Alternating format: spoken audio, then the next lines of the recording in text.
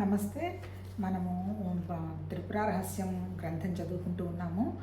యాక్చువల్గా ఏ పుస్తకానికైనా బేస్ వచ్చి మన వేదాలు, ఉపనిషత్తులు, ఉపవేదాలు, వేదాంగాలు. ఆ తర్వాత ఇంకోటి ఏంటి, ఇంకొంచెం కథల రూపంలో చెప్పాలనుకుంటే వాటిని ఏమంటారు, అష్టాదశ పురాణాలు. తర్వాత యోగం మీద కాన్సన్ట్రేషన్ చేయాలంటే పతంజలి యోగ శాస్త్రం. ఆ తర్వాత ప్రకృతి వాటికి సంబంధించి చెప్పాలి అంటే వాటిని దర్శనాలు అంటారు, కపిలుడి సాంఖ్యం వస్తుంది. ఆ తర్వాత ఏంటి, మనుషులు జీవించున్నదే మనం ఆధారంగా తీసుకొని వాళ్ళు ఎలా బతికారో మనం గ్రహించాలంటే వాటిని ఇతిహాసాలు అన్నారు, రామాయణ మహాభారతాలు. కాకపోతే ఏంటి, వ్యాస భగవానుడు ఇప్పుడు ఈ ఉపనిషత్తులు అంటే మొత్తం మీద మన ఋషులు గ్రహించినటువంటి భావాలన్నీ వాళ్ళ గురు శిష్య పరంపరగా బోధించినవన్నీ, లేకపోతే ఏదో తాళపత్ర గ్రంథాల్లో రాసినవన్నీ మొత్తం క్రోడీకరించి ఆ మహానుభావుడు వ్యాస భగవానుడు, వ్యాసుడు లేకపోతే మనకింత సనాతన ధర్మం గురించినటువంటి వివరణ మనకు అర్థమయ్యేదే కాదు. ఆ మహానుభావుడు 4 వేదాలుగా రాశాడు. ఏంటవి? ఋగ్వేదం, యజుర్వేదం, సామవేదం, అధర్వణ వేదం.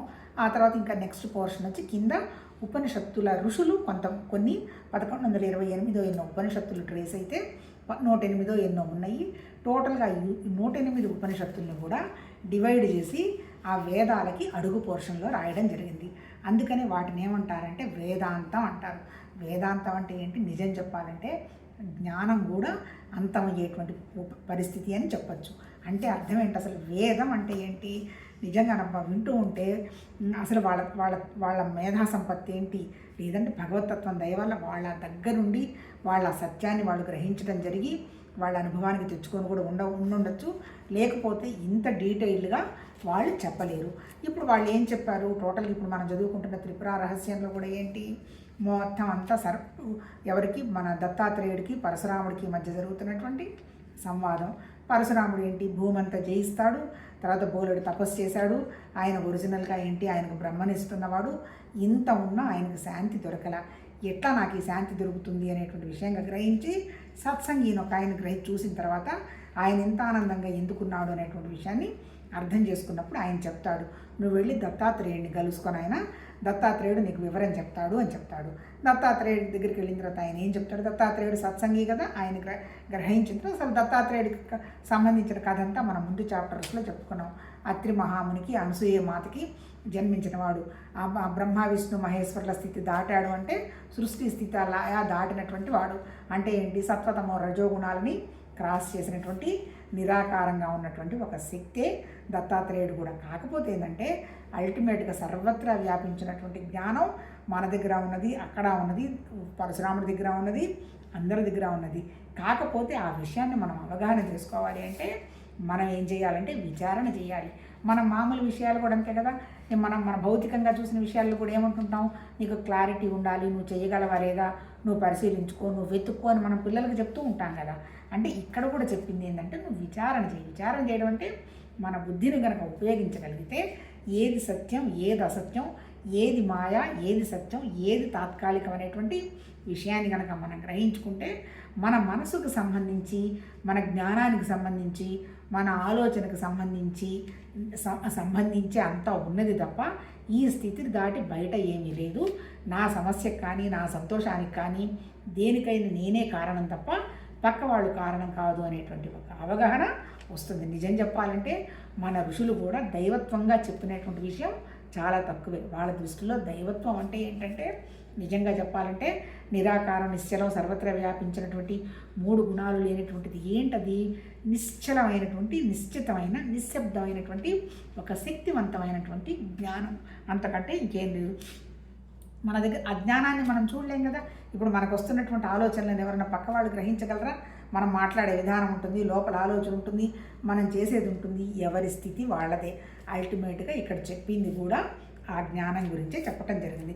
ఇప్పుడు ఏంటి, కొంచెం జ్ఞానం గురించి మాట్లాడపోయే ముందు మన పుస్తకంలో మొత్తం టోటల్గా 22 టాపిక్స్లో మొట్టమొదటేమో ఆ త్రిపురాదేవి అంటే ఎవరు, ఆ 3 గుణాలు 3 స్థితులు దాటినటువంటి ఆ నిరాకారమైనటువంటి భగవతత్వం యొక్క మహత్యం చెప్పాడు. రెండోది వచ్చి అసలు జ్ఞానం అంటే ఏదో చెప్తున్నాడు.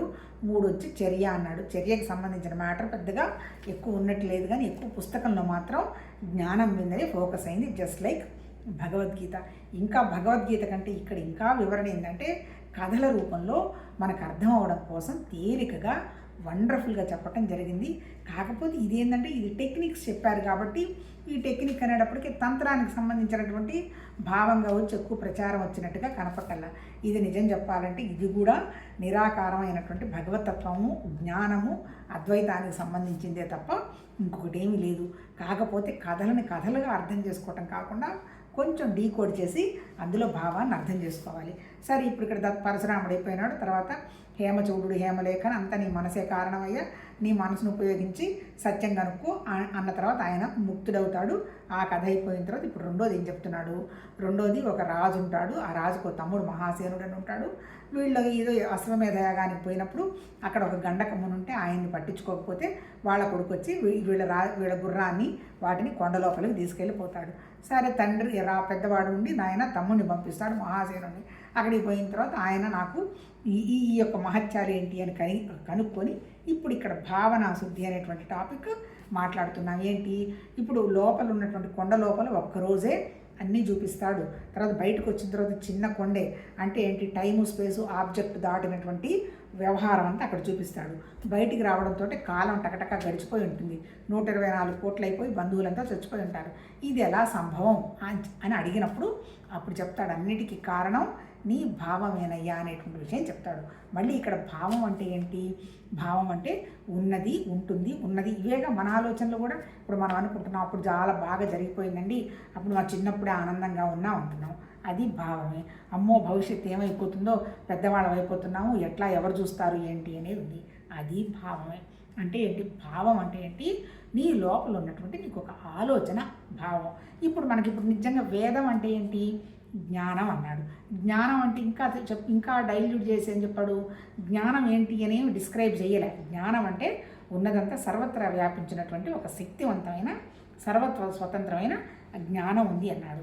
ఆ జ్ఞానాన్ని తెలుసుకోవటాన్ని వేదం అన్నాడు. వేదాలు అంటే ఏంటి? తెలుసుకోవటం. ఎవరు తెలుసుకుంటారు? తెలుసుకుంటాం అంటే ఇప్పుడు మన భావంలో నాకు ఇప్పుడు పుస్తకం చదువుతున్నాను, నాకు ఇది భలే అర్థం అవుతుంది అని అనుకుంటున్నాను, అది జస్ట్ భావమే.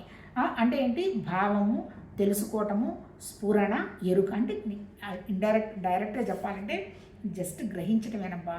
మనందరిలో ఉన్నది గ్రహించే శక్తి. కాకపోతే ఏంటి? ఎవరి భావాలు వాళ్ళది. ఇప్పుడు నాకేదో చదువుకొని ఇది చెప్తుంటేనే నాకు సంతోషంగా ఉందనుకో, పక్క వాళ్ళు చూసేమనుకుంటారు, ఏంటి ఇంత మంచి అవకాశం ఉండి బాగా ఇంకా డబ్బులు సంపాదించవచ్చు, బోలెడు అవకాశం ఉంది, ప్రొఫెషనల్ ఇన్నున్నా కానీ ఇవన్నీ వదిలేసుకొని ఇవేం చేస్తున్నది, ఎంత పిచ్చి వీళ్ళకి అని వాళ్ళకి అనిపిస్తుంది. అంటే ఏంటి? ఎవరి భావాలు వాళ్ళవే.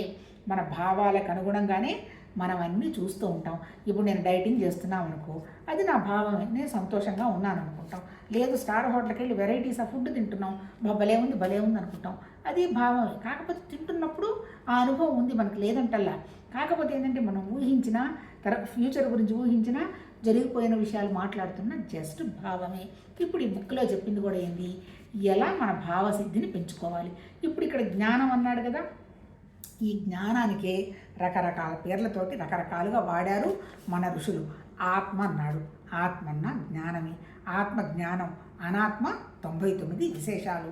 స్వరూపం జ్ఞానం ఒకటే, స్వభావం మన మనసులో ఉన్నటువంటి భావాలు, ప్రకృతి బోలెడు. అంటే ఏంటి? భగవతత్వం ఒకటే, ప్రకృతి బోలెడు. అంటే సామాన్యం ఒకటి, విశేషాలు బోలెడు. తర్వాత ఇక్కడ 2 పదాలు మళ్ళీ వాడాడు. ఇక్కడ ఏమన్నాడు? జ్ఞానం అన్నాడు, జ్ఞేయం అన్నాడు. ఒకటే జ్ఞానం, జ్ఞేయాలు బోలెడు. ఆ తర్వాత ఇంకోటి ఏంటి? ఇంకో పదం వాడాడు, భాష్యం అనే పదం వాడి తర్వాత భాష్యం అంటే ఒకటి, తర్వాత దానికి సంబంధించినవి బోలెడని వాడాడు. తర్వాత ఇంకో పదం కూడా వాడాడు, ఏంటి? ఇంకోటి ఏంటి? ఉపాదానం అంటే అపాదానం అనేటువంటి పదం వాడాడు. ఎనిహో ఈ పదాల గురించి మనం ఇంకా అర్థం చేసుకోవాలంటే కొంచెం చదువుకుంటూ చేసుకుంటే బాగుంటుందేమో అని అనిపించింది. ఎందుకంటే ఇంకొంచెం క్లారిటీ వస్తుందేమో అని అనిపించింది. సరే, ఇప్పుడు ఇక్కడ ఏం చెప్పాడు?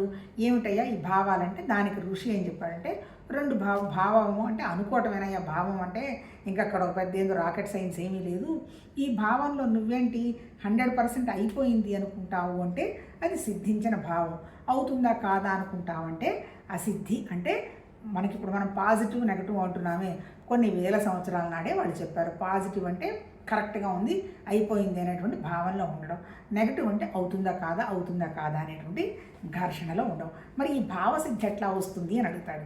ఈ భావసిద్ధికి ఏంటి, జన్మతహాగా మన అందరికీ భావసిద్ధి ఉంది. ఎందుకంటే అప్పుడు మనకి మనసు పనిచేయటం. ఇప్పుడు పసిబిడ్డలను చూడండి, కేవలం దేవుళ్ళ ఫేస్ చూసినంత ఇదిగా ఉంటుంది. ఏది ఉంటే అది ఆ వస్తువుతోటి ప్రస్తుతంలో 100% ఆడుకుంటూ ఉంటారు. ఏదైనా ఇస్తే కాసేపు సంతోషపడతారు, లేకపోతే ఏదన్నా వెంటనే మర్చిపోయి వాళ్ళ పనిలో వాళ్ళ లోకంలో వాళ్ళు ఉంటారు. అంటే ఏంటి, వాళ్ళ భావాలు ఏంటో కూడా మనం గ్రహించడం. అంటే 100% పెద్దగా వాళ్ళకి టెన్షన్ పడే భావాలు అయితే ఉండే అవకాశం లేదు. అంటే ఏంటి, జన్మత 5-6 సంవత్సరాల వరకు అది ఆ భావసిద్ధే ఉంటుంది. ఆ తర్వాత ఇంకేంటి, ఇప్పుడు కొంతమంది అవి కావాలి ఇవి కావాలి అనుకుంటారు కదా, వాళ్ళు మణులని రత్నాలని మాణిక్యాలని అవన్నీ పెట్టుకునేవి మనకు కనపడుతుంది కదా. అలా వాళ్ళు ఏదో వాళ్ళ భావాన్ని సిద్ధి చేస్తుంది. భావం అంటే సపోజ్ ఒక అనారోగ్యం వచ్చింది, నా అనారోగ్యం పోగొట్టుకోవాలి, ఎవరి దగ్గరికి వెళ్ళామమ్మా, ఇదిగో నువ్వేంటి రత్నాలది, ఇదిగో మన ఏదో రాజస్థాన్కి పోయినాం, అవి పెద్ద పెద్ద షాపులు ఉన్నాయి, అక్కడ జ్యోతిష్యం చెప్పడానికి 4-5 మనుషులు ఉన్నారు, ఇదిగో నీ లెక్క ప్రకారం నీకు ఈ కాళ్ళ నొప్పులు రాబోతున్నాయి, నువ్వు ఈ ఉంగరం పెట్టుకో అంటారు. 60 ఏళ్ళు వచ్చిన తర్వాత ఎప్పుడు ఎట్టైనా కాళ్ళ నొప్పులు వస్తాయి కదా. అంటే అది వాళ్ళకి తెలుసు అని నేను అనను, తెలియదు అని అనడానికి లేదు. ఎవరి భావాలు వాళ్ళకి. అల్టిమేట్గా ఉన్నదంతా ఒకటే భగవతత్వ జ్ఞానం అయినప్పుడు ఈ మిగిలిన మన కంటికి కనపడుతున్నదంతా వాళ్ళు రత్నం పెట్టుకోమను, రాళ్ళు పెట్టుకోమను, దేవుడికి పూజ చేసుకోమను, లేకపోతే ఇంకోటి కట్టమను అవన్నీ కూడా ప్రకృతే. జ్ఞానంలో ఇవన్నీ ఏమీ చెయ్యమని చెప్పలే. అదేం చెప్పింది, నిన్ను గుర్తించు, నువ్వు తెలుసుకో, ఎవరు నువ్వేదని తెలుసుకో, అంతకంటే నువ్వు చేయాల్సింది ఏమీ లేదని చెప్పింది. కాకపోతే ఆ స్థితి రావాలంటే నువ్వు ఎట్లా వస్తావు సార్, నాకు శరీరం కనపడుతుండే, నాకు బంధువులు కనపడుతుండే, తింటుంటే సంతోషం ఉండే, డబ్బు సంపాదిస్తే ఆనందంగా ఉండే, ఒక పేరు వస్తే గొప్ప ఉండే, మరి ఇవన్నీ నేను ఎలా దాటాలి? అందుకని భగవద్గీతలో కానీ ఇక్కడ కూడా ఏం చెప్పడం, ముందు నువ్వు కర్మను వదిలేసుకో. నాకు కర్తృత్వ కర్మ ఉంది అన్నామంటే మనసు నిలబడదు. ఆ కర్తృత్వం నేను చేయాలని పరిగెడతావు. కర్తృత్వం లేదు, కర్మలు లేవు. భగవతత్వంలో అవేముంటాయి, నేను అది చేయాలనుకున్నామంటే ఇక 24 గంటలు ఆ చేయటం గురించే నువ్వు పరుగులు పెడుతూ ఉంటావు. ఇక్కడ చేయడం లేదు, జరిగిపోతుంది. ఉన్నదంతా ఒకటే భగవతత్వం మన దగ్గరే ఉన్నది. మనం మాట్లాడిన తిన్నా ఉన్నా అదే ప్రాసెస్ అయిపోతుంది అనేటువంటి విషయాన్ని నువ్వు గట్టిగా నీ భావంతో పట్టుకున్నప్పుడు ఈ కర్మ యోగం ఇవన్నీ పడిపోతాయని భగవద్గీతలో కూడా చెప్పాడు.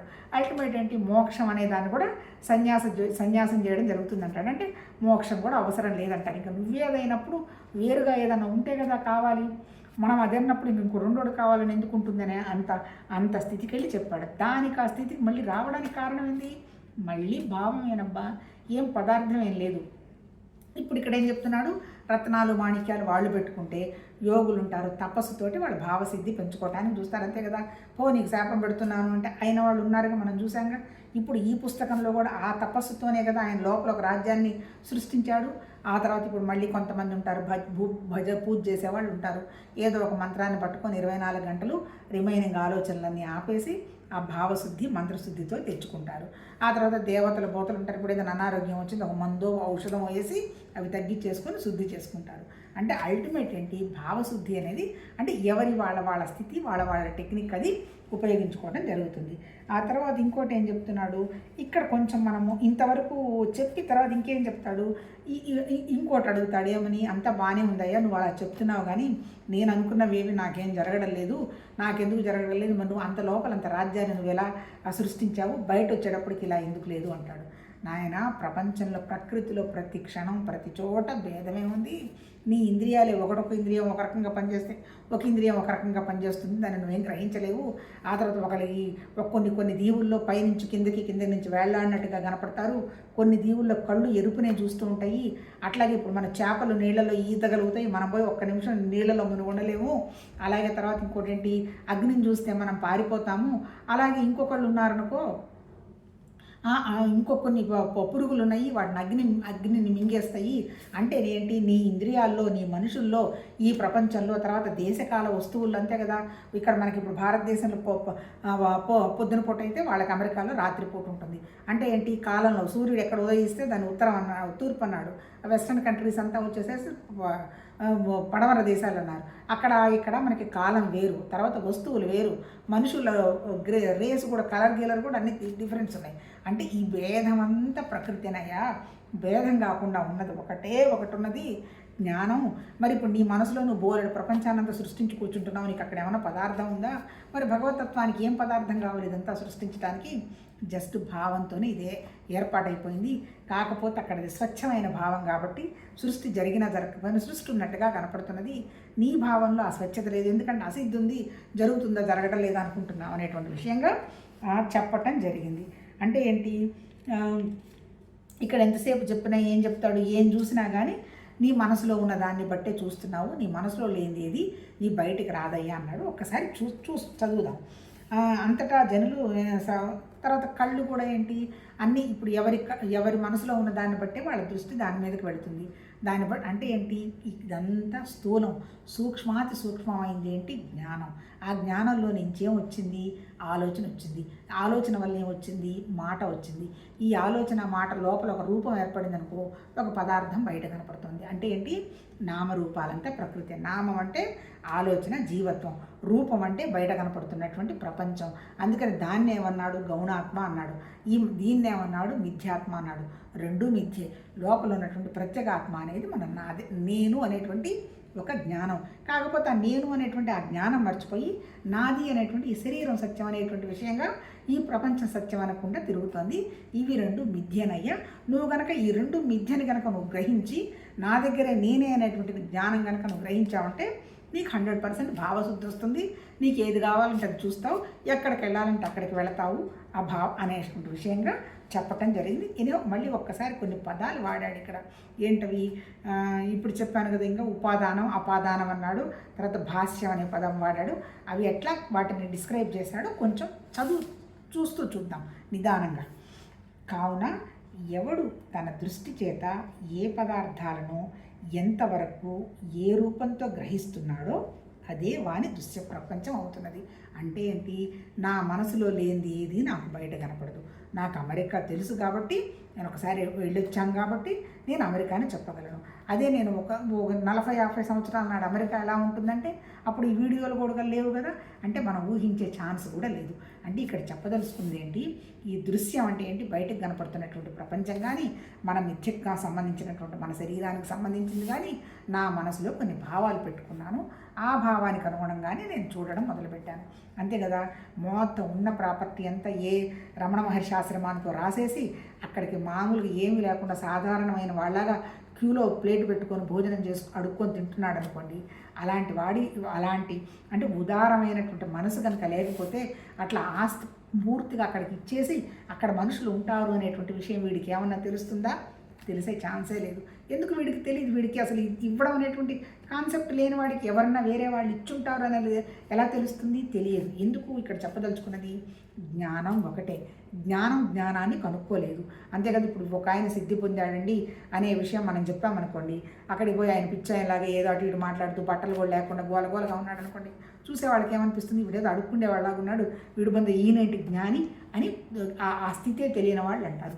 లేదు కొద్దిగా గొప్ప దేవుడి మీద నమ్మకం ఉండి ఆయన రోజు పరిశీలిస్తున్నవాడు, ఆయన తిండి తినకుండా తిప్పలు తినకుండా ఏదో ధ్యానంలో ఉన్నాడు, హాయిగా ఆనందంగా ఉన్నాడు, నెల రోజులైనా ఆయన దగ్గర నుంచి స్నానం చేయకపోయిన ఎట్లాంటి వాసన రావడం లేదు. ఎందుకు? మనసు స్వచ్ఛంగా జ్ఞానస్థితిలో ఉంది కాబట్టి అనేటువంటి విషయం వీడు కొద్దిగా గొప్ప తెలుసు అనుకో, వాడిని గ్రహిస్తాడు. అది తెలియని వాడికి అదేం తెలుస్తుంది? అంటే మనం గ్రహించాలంటే మన దగ్గర ఆ స్థితి ఉంటే తప్ప గ్రహించలేము. తర్వాత ఇంకోటి ఏంటి, జ్ఞానాన్ని గ్రహించలేదు. ఎందుకంటే జ్ఞానం నిరాకారం. ఇంకోటి కూడా నిరాకారమైనప్పుడు ఎలా గ్రహించలేదు. అట్లాగే జడాన్ని గ్రహించలేదు. అంటే ఇది నా శరీరము జడమే, పక్కది జడమే, నేనేం గ్రహించలేను. అంటే ఏంటి? తర్వాత చైతన్యం జడాన్ని గ్రహిస్తుందా? గ్రహించలేదు. అంటే అల్టిమేట్ ఇక్కడ చెప్పదలుచుకున్నది ఏంటి, ఉన్నది ఒకటే జ్ఞానం. ఆ జ్ఞానమే సర్వత్రా వ్యాపించున్నది. అది సర్వస్వతంత్రమైనది. ఆ భావం వల్లనే సృష్టి లేకపోయినా వ్యక్తమైనట్టు కనపడుతున్నది. అక్కడ ఎలాంటి జ్ఞానం ఉన్నదో అలాంటి జ్ఞానమైనటువంటి మానసిక శక్తి నీలో కూడా ఉన్నది. నువ్వేంటి అని నేను దుఃఖమైన వాడిని, నేను జీవుణ్ణి, నేను బలహీనున్నంత కాలం నీకు ఎటువంటి నువ్వు వేల కోట్లు సంపాదించినా నీ సమస్యలు పోవు. నేను ఇవన్నీ కాదు. ఈ శరీరం అనేది జస్ట్ ఒక భగవతత్వాన్ని ఎక్స్ప్లోర్ చేయడానికి వచ్చినటువంటి ఒక పరికరం. ఈ బయట ప్రపంచంలో సుఖం ఉన్నా, దుఃఖం ఉన్నా, కష్టం ఉన్నా నా మీద ఎలాంటి ప్రభావం చూపించవు, నాకు ఏంటి సంబంధం లేదు. కాకపోతే ఈ శరీరం అనేది భగవతత్వ పని కోసం వాడబడుతున్నది అనేటువంటి విషయం నువ్వు గుర్తిస్తే, నేనే ఆ జ్ఞానం అని కనుక గుర్తిస్తే నువ్వు ఆ రకంగా చూడడం మొదలు పెడతావు. అలా కాకుండా నేను బలహీనుణ్ణి, నేను ఉంటాను పోతాను, నాకు అనారోగ్యం వచ్చింది, నేను తినకుండా ఉండలేను అన్న పరిస్థితి ఉంటే నీ దృష్టి ఎంతసేపటికి అలానే వస్తుంది. ఇప్పుడు ఇక్కడ చెప్పదలుచుకున్నది ఏంటి? ఉన్నది ఒకటే జ్ఞానం. ఇప్పుడు మనం ఎన్ని ఊహలు చేస్తున్నాము, ఎన్ని సృష్టిస్తున్నాము, మనమే ఇన్ని ఊహలు చేసి సృష్టించే స్థితి మనకుంటే మరి ఆ భగవతత్వం స్వచ్ఛంగా సర్వత్రా ఉన్నటువంటి ఆ భగవతత్వం సృష్టి చేయలేదా? చేయగలదు. అందుకని ఇప్పుడు ఇక్కడ ఏం చెప్తున్నాడు? మన దృశ్య ప్రపంచాన్ని మార్చుకోవాలి. ఇప్పుడు మన దృశ్యం ఏంటి? ప్రపంచం సత్యం, డబ్బులున్న కావాలి, లేనిదే బతకలేరు, ఇది ఉండదే నేను ఉండలేను, అది లేనిదే నేను ఉండలేను, ఇష్టాలు అయిష్టాలు అని అంతా లిమిటెడ్ ఏరియాలో ఉన్నాం. అవన్నీ బయటపడి నేను సర్వసామాన్యం, నేను విశేషం కాదు. సర్వసామాన్యం అంటే నన్ను నేను ఎక్స్ప్లోర్ నాదిని ఎక్స్ప్లోర్ చేయాల్సిన అవసరం లేదు. ఆ నేను అనేటువంటి ఆ భగవతత్వాన్ని మాత్రమే ఎక్స్ప్లోర్ చేయడానికి ఈ పరికరం ఉంది. ఆ సంతోషం ఎక్కడికి పోతేనే రాదు, మనమే సంతోషం, ప్రస్తుతంలోనే సంతోషం, ఆ ప్రస్తుతమే బ్రహ్మానందం అనేటువంటి విషయాన్ని మనం గ్రహించగలిగితే మనం ఆ స్థితిగా చూడడం మొదలు పెడతాం. దీనికి ఎవరో వచ్చి మనకి ఏం చేసేది లేదు, చెయ్యగలిగింది లేదు. కాకపోతే తాత్కాలికంగా వాళ్ళు ఏదో చేశారు కాబట్టి వాళ్ళు అలా చేస్తే బాగుంటుందేమోనని మనం వెళుతున్నాం. కాబట్టి అల్టిమేట్ అంతా ఉన్నది మనమే, మన మనసు, మన ఆలోచనలను మనం మార్చుకోవాలి. అందుకని ఏం చెప్తున్నాడు? ఎవడు ఏది చూస్తాడో వాడికి ఆ దృశ్య ప్రపంచం ఉన్నది. ఇలాగే తక్కిన ఇంద్రియాల విషయంలో కూడా ఆ ఇంద్రియాల విశేషాలను బట్టి ఒక ప్రపంచమే భిన్న జనుల చేత భిన్నంగా గ్రహించబడుతుంది. నా కళ్ళు ఒకటి చూస్తున్నాయి, ఇప్పుడు చోటకి వెళ్తున్నాను, బోలెడు పుస్తకాలు ఉన్నాయి, అవి కనపడతాయి. కొంతమందికి అమ్మమ్మ డైమండ్ షాప్ అంటే అక్కడికి పోదాం అంటారు, కొంతమంది శారీస్ అండి అంటారు, కొంతమంది తిందాం అంటారు. అంటే ఏంటి? మన కన్ను ఏది చూస్తుందో, లోపల మనసు ఏది సజెషన్ ఇస్తుందో దాని ప్రకారం నడుచుకుంటూ పోతూ ఉంటారు. కొందరికి వినిపించే ధనులు మరి కొందరికి వినిపించవు అంతే కదా. కొంతమందికి ఇప్పుడు నేను ఒక స్వామీజీ ఒక ఆయన మహానుభావుడు, అద్వైత వేదాంతాలు, అసలు ఆయన పేరు గుర్తు చేసుకోవటమే కృతజ్ఞత చేసి చూపించుకోవటం అనిపిస్తుంది నాకు. ఏంటి? ఎల్లంరా శ్రీనివాసరావు గారు వండర్ఫుల్గా చెప్తారు. కాకపోతే అప్పుడప్పుడు ఆయన కోపం వస్తుంది. మారండ్రా, ఆ గుళ్ళకు పోవాకండి అయ్యా, ఎందుకయ్యా, ఏముందయ్యా, గుడి అనేది జడమయ్యా, నువ్వు చైతన్యం అయ్యా, నువ్వేంటో నువ్వు తెలుసుకోవయ్యా అని ఇట్లా చెప్పినట్టు ఉంటుంది. అలా అసలు గుడులకి రోజు పోయి వినేవాళ్ళకి, అది విన్న వాళ్ళకి ఎట్లా అనిపిస్తుంది? ఏంది నేను అలా చెప్తున్నాడు అనిపిస్తుంది కదా. కానీ కొద్ది గొప్ప అర్థం చేసుకోవాలనేటువంటి ఆలోచన ఉన్నవాడికి ఏమనిపిస్తుంది?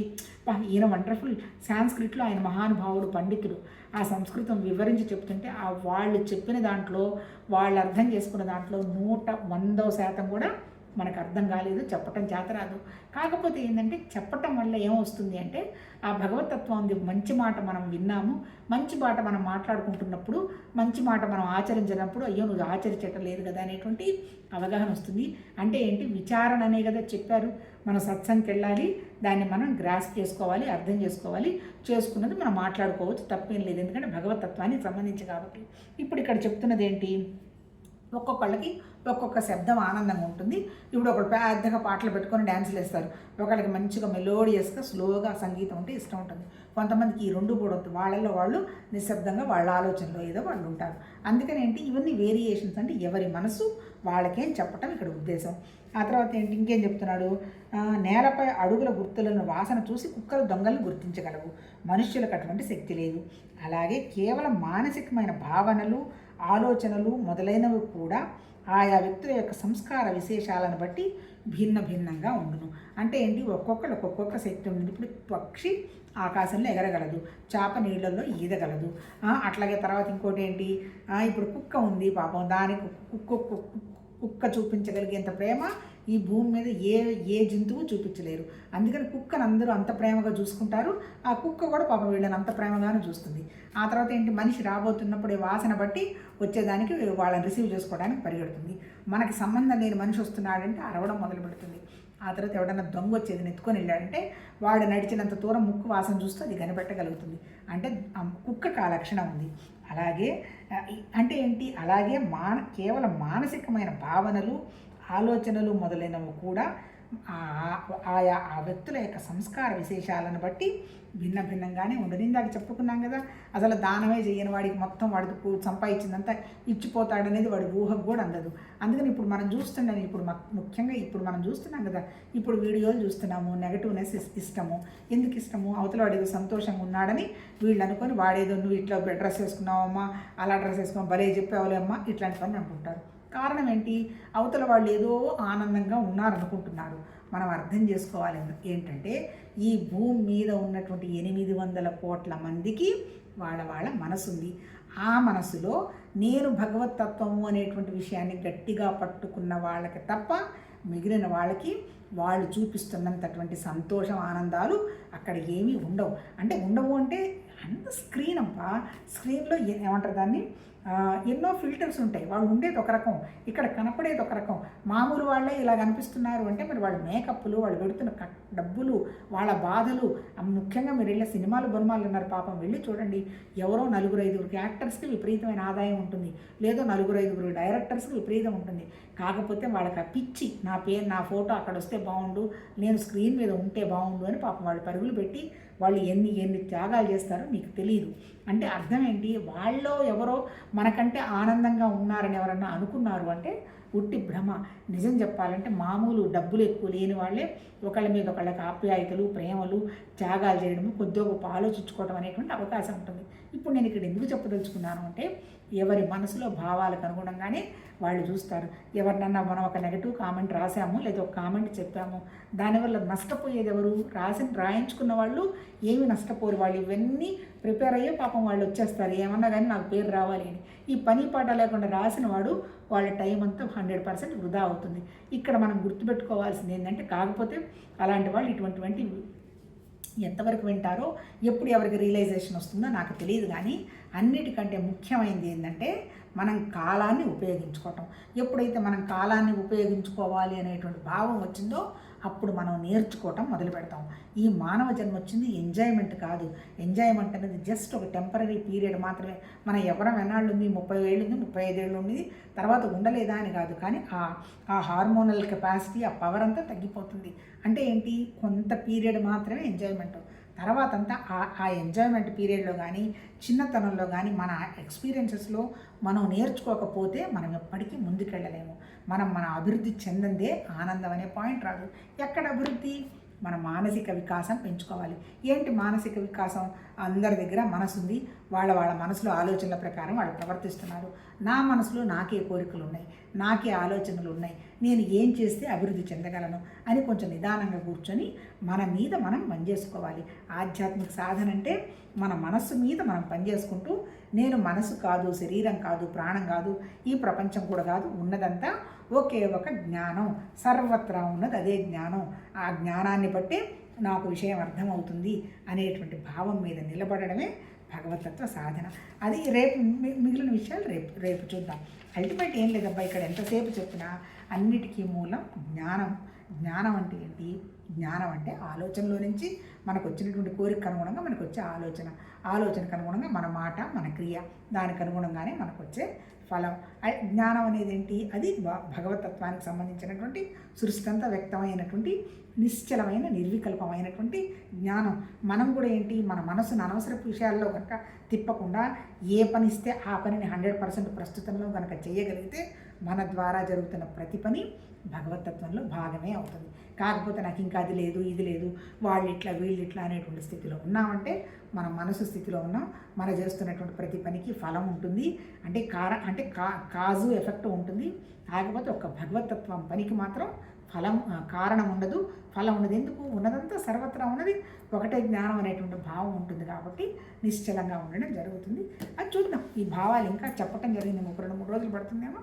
దాన్ని బట్టి నమస్తే.